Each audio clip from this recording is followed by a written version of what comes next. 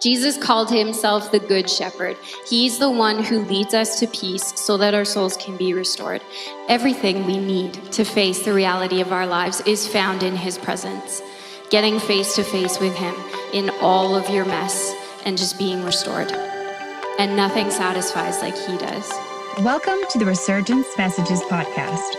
We gather and minister regularly for the purpose of reaching people, reviving churches, and releasing leaders. Our prayer is that this message will inspire you to arise for the kingdom of God. For more information on the ministry of Resurgence and how you can take part, check out liveresurgence.com. As Travis said, I've been around Resurgence for a long time. Resurgence has played a huge role in my life, both for my own personal benefit, but also just for my growth as a leader. It was mentioned earlier, I don't know if you caught it, but we have sort of three mandates here in Resurgence: release leaders, revive churches, and reach people with the love of Jesus. And I would say that I am some of the fruit of Resurgence. And all that Resurgence carries. And I don't mean that with pride. There's just always been this culture of honor in sharing the platform in Resurgence. And it's one of the reasons that I've stayed connected for so many years. So I'd thank you for having me here tonight. Thank you, everyone, for being here tonight. And I'm really honored to be trusted with this platform tonight. I have family and friends in the room tonight, and I'm so grateful to you guys for being here. There's been a lot of prayer for me over the last week, too, from people who love me and care about me, and I know there's some watching online, too, so thank you for that. I'm a words of affirmation person, and I want to say something nice about everyone, but I don't have time for that, so just you're all lumped into that, and thank you. But I do actually want to mention one person tonight. She's not here, but my Nana is at home. She's 92. And she and my grandpa were in ministry for over 50 years together. So there's this legacy that I'm coming behind that means a lot to me. My grandpa passed away in January, but my Nana, she was a fierce preacher and a fiery woman, and so I'm just grateful for all that my grandparents have poured into me, and their sealing of their legacy is the foundation that I'm walking on tonight, and so I just think it's important to honor that. My Nana actually called me a couple hours before the service, and she said, I'm going to be praying for you tonight the whole time you're up there, so there's prayer going up right now as we share together.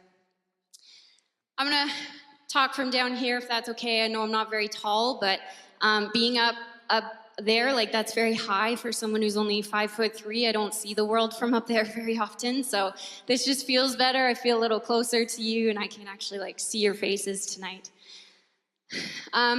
So let's get started, yeah?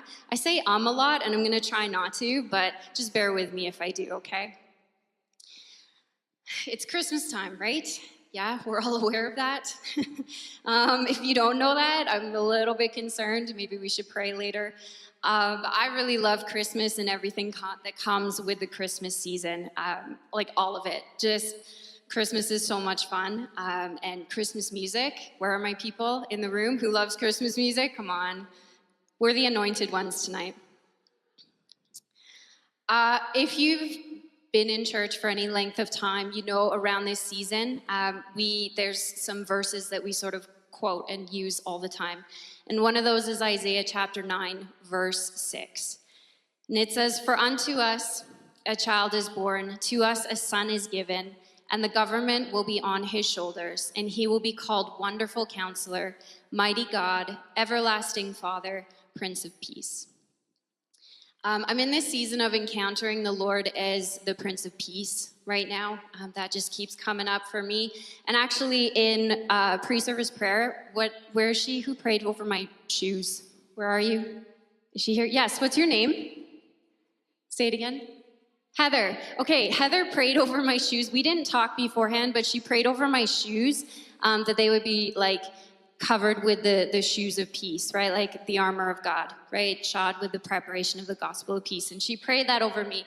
I take my shoes off all the time. I don't like wearing shoes, but I kept them on tonight because she prayed over them. So I'm just believing for that anointing tonight. It's really interesting to be encountering God as the Prince of Peace right now, because I grew up in church and I've heard him called that all my life. And the thing is, you can know something, right? But knowing it and having a revelation of it are not the same thing. Revelation is when your head knowledge, what you know, becomes your heart knowledge, right? It's what you believe, it's what you live out, and you believe it for you. For too long, I think we've been experiencing and talking about this dismantling that's been taking place, right? It comes up all the time. And I really believe that we're entering into a season of remantling. So for those who have eyes to see and ears to hear, the Lord is remantling his people with new garments of identity and position in him. And I think it's a little bit unnerving for a lot of us, because this new mantle actually calls us up to a higher level of faith, and it requires us to walk in some spiritual authority that we haven't been used to for a very long time. So we're being called to walk down roads we haven't tread before, and it requires us to know who we are, who we belong to, and what we carry as a result.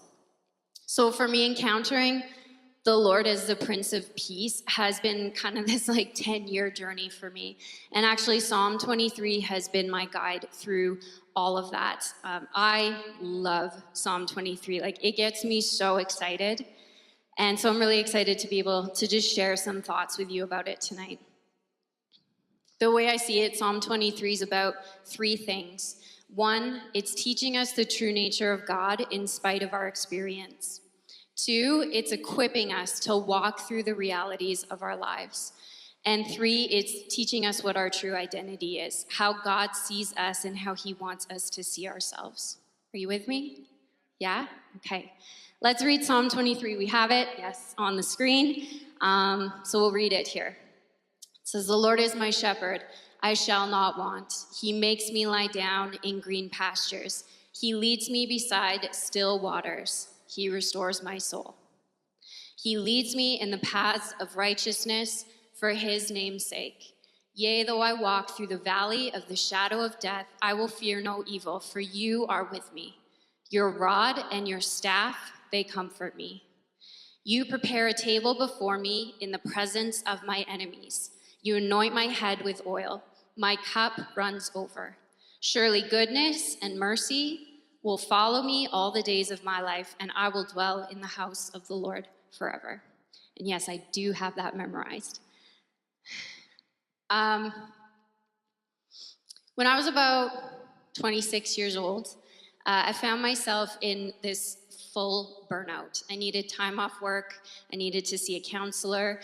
And I was just operating in low power mode, right? iPhone users, when your battery gets low and everything starts slowing down, you get that low power mode pop up. That was me, right? Barely functioning and trying to reserve what little bit of energy I had. And the lifeline that the Lord threw out for me to grab in that season was just the first 4 lines of Psalm 23. "The Lord is my shepherd, I shall not want. He makes me lie down in green pastures. He leads me beside still waters. He restores my soul." And that's it. That's where we stopped. There was nothing more in that season. And I spent basically the next year just being a puddle on the floor. I would sit here in Resurgence and just weep month after month. I don't know if you remember that, but every month I would come and I would just weep. But every time I fell apart, the Prince of Peace would come and whisper in my ear, "Come to me, all who are weary and heavy burdened, and I will give you rest." So I did. I just started coming before the Lord with all of my brokenness, all of my despair, over and over again. And I literally had nothing to offer but my attention. And most of the time, it meant lying on the floor in my bedroom, sometimes worship music playing, sometimes not. But there was just a whole lot of weeping and me just saying, "Here I am. This is all I have." It was there that the Prince of Peace stepped into my pain with me. And I think it's important for me to say that he didn't make all my problems go away. This season wasn't about encountering the miracle-working God, right? The God of the breakthrough. This was about learning to operate out of a place of peace in spite of what was happening. Which, oddly, weirdly, it instills in you this power and authority over your circumstance. And encountering the Lord as peace causes you to rest and be restored in the middle of the storm, like Jesus asleep on the boat. And nothing rattles your peace when it's from the Lord. A shepherd leads his sheep to green pastures and still waters because they need it to live. It's pretty basic, right? Jesus called himself the Good Shepherd. He's the one who leads us to peace so that our souls can be restored. And every time we need to face the reality of our lives, everything we need to face the reality of our lives is found in his presence. Getting face to face with him in all of your mess and just being restored. And nothing satisfies like he does.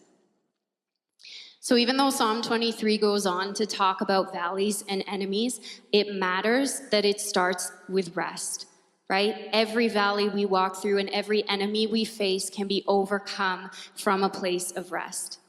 And the psalm finishes by saying, goodness and mercy will follow me all the days of my life. And this is the goodness and the mercy of the Lord, that our shepherd is the Prince of Peace, and he leads us into rest and restores our souls. Your weariness is not where your story ends. The Lord wants you to know him as peace tonight. He just needs your attention, your presence with him so that he can lead you there. Yeah? Amen? Okay. So David wrote this psalm, King David, if you don't know that. And after he talks about green pastures and still waters and rest, he goes on to say this. He leads me in paths of righteousness for his name's sake. Yea, that's some good old King James for you, and that's how I learned it, so it's stuck with me. But it means, even though I walk through the valley of the shadow of death, I will fear no evil, for you are with me. Your rod and your staff, they comfort me. There's so much in this psalm that I would love to dive deep into, but I'm actually kind of blowing through it a little bit quickly because I really want to get to the next part after this. It's my favorite part. It's the most exciting part. So I hope you can sort of track with me through this because I'm highlighting a lot. I feel like I'm highlighting it a lot, but could go a lot deeper. So there's just a few things I want to highlight in this part of the psalm. It says, he leads me in the paths of righteousness for his name's sake. That's to give him glory. So righteousness is being in right relationship with God, right? And if there is a right relationship with God, right can also mean good or whole or healthy, then it stands to reason that we can have an unhealthy relationship with God. So for example, believing that the goodness and the love of God is something I have to earn or strive for, right? That's an unhealthy connection with God. It's an unhealthy view of the Lord. So the Lord's aim is to lead us on a path that develops right relationship with him so that we can make him known. And the path of righteousness does go through the valley sometimes. We want our lives to be all mountaintops, right? We love the mountaintop because it's exhilarating. But the landscape of our lives, it looks more like mountaintops and valleys and then some plateaus, or sometimes we say wilderness. And you know what's an interesting thought, just kind of a side note?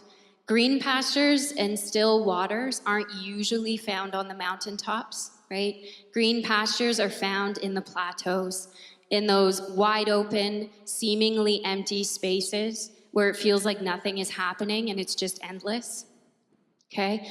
And the still waters, they're often found in the valleys, in the low places, right? Sometimes maybe on the plateau as well, but not usually on the mountaintop. So we need all of it in our lives. Valleys come in our lives. They come in all of our lives. So being in the valley doesn't necessarily mean that you're off track with the Lord, but there are multiple paths that you can take through the valley. And it's the Lord's desire that we follow the path of right relationship through every landscape of our lives. That's his aim for us. So the real problem of the valley is the shadow of death. Valleys, they're already like a little bit damp and cold and overgrown, and they can lack sunlight. So they're not bad places, but they're uncomfortable, and they can be challenging to navigate. It's harder to see the path when you're in the valley, right? So the enemy will seize the opportunity to cast a shadow over you. He amplifies a dim atmosphere in an attempt to cause fear. And you might hear yourself saying things like, I can't do this. I'm never going to get out of this. This is all my life will ever be. And I think some of us here maybe need to hear this tonight. You weren't made to dwell in the valley.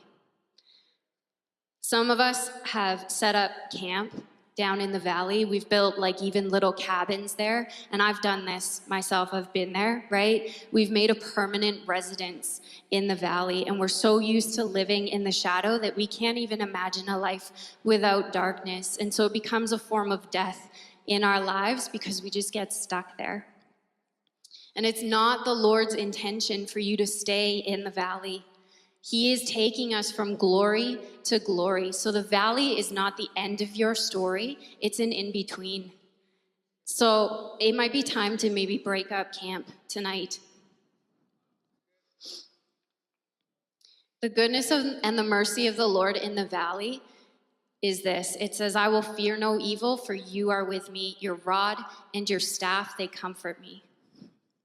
I will fear no evil because Emmanuel, God with us, is with me in the valley. And he's not waiting on the other side for you to crawl your way out. The Prince of Peace that leads you to still waters and green pastures is with you. And as if that isn't enough, like his presence is there. His rod and his staff are there too. And I've heard different teachings about the significance of that, and they're all really good. I love them. But when the Lord spoke to me about this, it was a few years ago. And I remember the Holy Spirit asking me, what does a shepherd's staff do for the sheep? And at its very simplest, it guides them with a little bit of a nudge or a prod here and there to keep them on the right path. It is the gentle guidance and correction of the Lord that keeps us on the path of righteousness, even through the valley, or especially through the valley. When the shadow washes over us and we can't see clearly, we need only to listen for his voice and feel the nudge of his guidance and correction. And that is the peace and the comfort that we carry with us in the valley. We need not fear it or get stuck in it, because he's there with us to make sure that we stay on the right path that leads us out. So this is why we must keep our eyes and our ears fixed on him, no matter what we find ourselves in life. So now we come to the good part. We come to I shouldn't say the good part. It's my favorite part, okay? It's all good. It's all really good. This is my favorite part, and it's probably because this is like the freshest piece of all of this for me, and it's sort of what I'm walking out in my life right now. But it says, you prepare a table before me in the presence of my enemies. You anoint my head with oil. My cup runs over. Something I didn't know until recently is that this verse is actually about identity. Ephesians 6 reminds us that our battle is spiritual. It's not against each other, right? And if you're not aware of that tonight, it might be time to become aware. Not because we want to give the enemy credit or attention, but so that we can actually overcome our spiritual battles. You can't win a battle you don't know you're fighting. So imagine this, right? You're on the battlefield of your life, and you're clothed in the armor of God, and you are well equipped for this fight. And you're battling it out with everything you've got in you. And out of the corner of your eye, you notice something happening. Jesus has stepped onto your battlefield. But instead of doing what we expect him to do, right, to like step into the fray and slay all of our enemies, he sets up a table, and then he just begins to lay a feast. And when he's finished, he interrupts the battle, And he just says, hey, stop fighting. I've prepared a table for you. Let me anoint your head with oil. When David wrote this psalm, it was custom for a host to anoint a guest's head with oil as a symbol of esteem and respect. So it signified that they were an honored guest and that they were welcomed and belonged there. So when you imagine a table prepared for you in the presence of your enemies, they're standing in front of the table and they're watching all of this, and the table is full, your cup is overflowing, your head is dripping with oil, and Jesus is seated at the table and there's an open chair for you. Where are you in that picture? Are you seated at the table? I heard my pastor preach on a story from King David a little while ago. And that message was the beginning of a really important change of perspective for me. And there's some people from my church here tonight, so this may be familiar. When David conquered King Saul and he became the king of Israel, the nursemaid for one of Saul's grandsons heard the news and she panicked. And she grabbed Mephibosheth, who was the grandson, and she ran. But as she ran, she dropped the baby, and his legs were broken. And the story goes that because of this, he grew up to be crippled, so he was unable to work and couldn't take care of himself. And many years later, David, being a man of honor and respect, sought out any of Saul's remaining descendants. And the custom of the day was to actually kill any descendants of the one that you had conquered. But instead of that, David found Mephibosheth, and he adopted him as his own. He brought him into his home and made a place for him at his table daily as one of his sons. This to me is one of the most beautiful images of the table of the Lord. The adoption into the family of God that we experience, David demonstrated that. And the place that is set for us at the table next to Jesus makes us co-heirs with him. So we are co-heirs of the King because we are sons and daughters adopted in, right? But the most powerful image for me in all of this is that Mephibosheth was still lame. He couldn't walk. So that meant that every day he was either carried in by others or he had to drag himself in to take his seat at the table. So he couldn't walk in all polished and put together because of his brokenness. But he knew it was where he belonged, and it was who he belonged to, so he did it every day. And he entered that room with shame, but the moment he was seated at the table, his shame was covered. So you could no longer see his brokenness. And as he sat at the table, receiving all the authority and honor that comes with being a son of the King, that shame was covered. So when the Lord prepares a table for us, it's not a reward for overcoming. And he does not require that we come to the table in perfection. We are Mephibosheth, broken but adopted and given a place at the table. For my job, I get to do summer camp. Are there any camp people here? Camp people? Yes, favorite worked at my camp. Woo. Camp is a weird place. If you've worked at camp, you know that, and there are a lot of shenanigans. I remember one summer, I had this staff, her name was Caitlin, and she was super competitive. Somehow this arm wrestling competition had broken out among the staff, and Caitlin was having a lot of victory. She's slaying everybody, and she's really pumped up, and she's hyped up, and she's trash talking everyone. And I kind of wandered over to see what was happening, and she saw me and she challenged me to an arm wrestle. And she's she's in my face, and she's like, let's go. And I was like, okay. So I sat down at the table across from her, and I put my arm up, and I just looked her dead in the eyes, right? And she instantly sat back. And she started getting super squirmy, and she's going, oh my goodness, oh no, what have I done? Oh no, I can't do this. And I just sat there staring her down, right? She suddenly realized she had just challenged her boss to an arm wrestle, right? Who does that? But here's the thing, all it took, because she was strong, okay? She could have won this.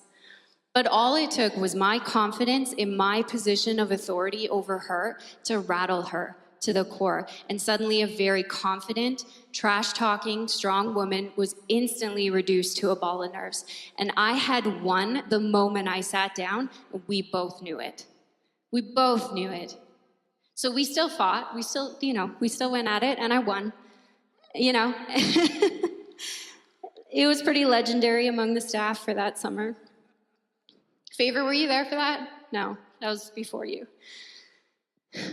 Here's the thing. When I used to picture this table in the presence of my enemies, I was standing in front of it, and I'm looking across to this empty seat that is next to Jesus, right? And I would think, oh, look at that. That's amazing. Look what the Lord has done. Look what's waiting for me over there. And it was like this measure of faith would stir up in me, and I'd be excited. And I'm like, that's so good, right? That's so good. The table of the Lord. There's a seat for me. But also there was like something in me that knew I wasn't fully getting it yet. And the Spirit was kind of like, you're almost there, but you got to keep pressing in because there's more. And then the other day, literally like the other day, this is kind of fresh in the last few months, the Lord was like, hey, why aren't you sitting here with me? I'm waiting for you. And I tell you, everything changed in that moment. Because I realized something. I had been looking at the table from the same perspective as the enemy. I'm standing on the field in the presence of the table instead of sitting at it in my place next to Jesus. So now when I picture this in my mind's eye, I'm seated in that empty chair. And there's a full table before me, and Jesus is sat next to me, and the enemy is in front of us, and they're trembling. And I am in perfect peace. When you see yourself seated at the table in the presence of your enemies, the battle is won before it's even over. The balance of power shifts in that moment, because it's just like me sitting down across from Caitlin. When you understand the position of authority that you have in Jesus Christ, who is seated next to you at the table and who has anointed your head with oil, you are no longer in defense mode with the enemy. Now you're in offense. And everything you need for that battle is there in front of you, and it is there in abundance. And you can sit in the presence of your enemies with all the peace and the confidence and the authority of the King of Kings. Nothing rattles your opponent more than celebrating a victory as though you've already won it. And that is what the table of the Lord is. It is a table celebrating your victory. The question is, are you sitting there? Worship team, you guys can start making your way up.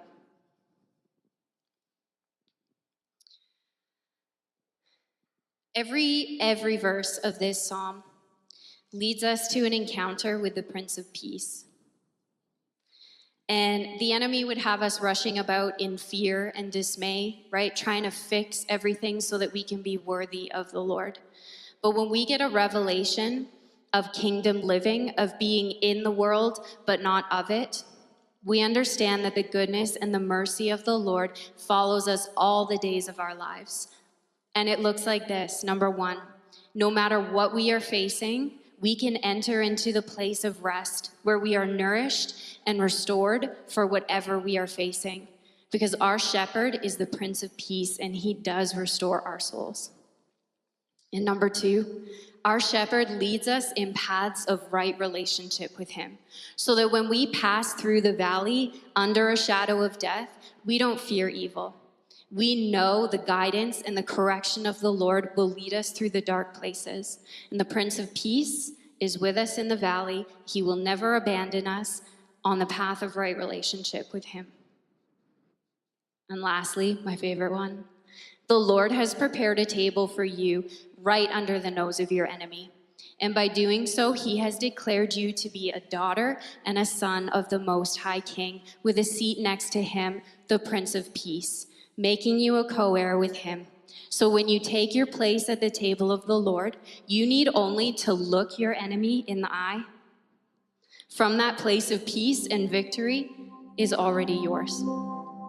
And you might need to get out and fight a battle or two, but you will overcome because of the blood of the Lamb of God who made a place for you, where there's always a place reserved for you. There's this old song that's been running through my head this week, all week as I've been preparing this. And it goes, victory, victory is mine. Victory, victory is mine. If I hold my peace, the Lord will fight my battles. Victory, victory is mine. And I never really understood that song until now.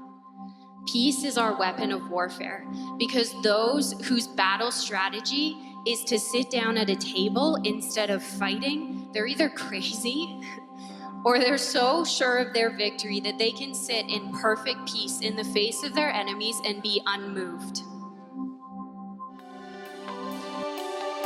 Thank you for taking the time to listen to this message. We hope that you were blessed. For more information about Resurgence, including how you can take part of this great movement, visit www.liveresurgence.com.